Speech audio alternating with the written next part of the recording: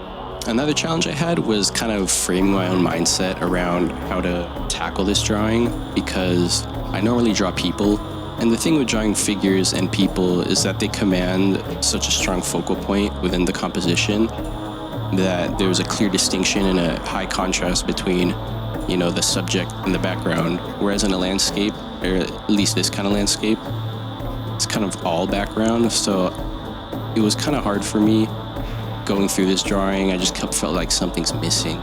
Like I wasn't, I didn't have that central focal anchor in this drawing. Like I needed, to draw some big building or some big, something or another to kind of command the focus. But I just let it be a landscape in the end, something different.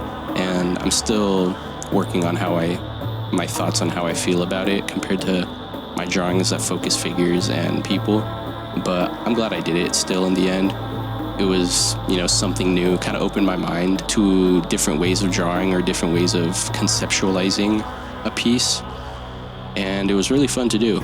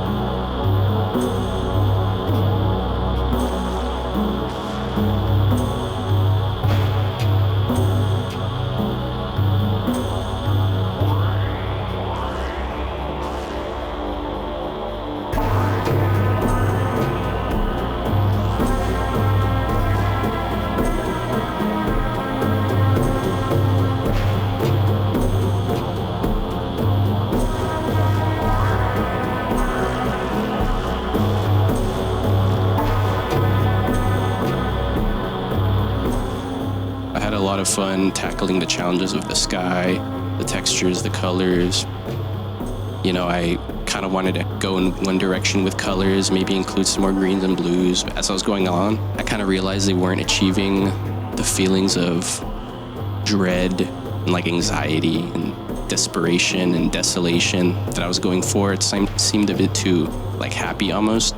So I turned everything more, more warm tone, more beiges and reds and oranges to really reflect kind of what's going on in this particular scene in the novel. And in the end, I think I was very effective in the color choice that I used, because there is no positivity or any sort of joy or hope in this particular scene. It's more just, exhaustion and dread and foreboding. And I feel like these colors, along with the lighting, really accentuate that kind of feel.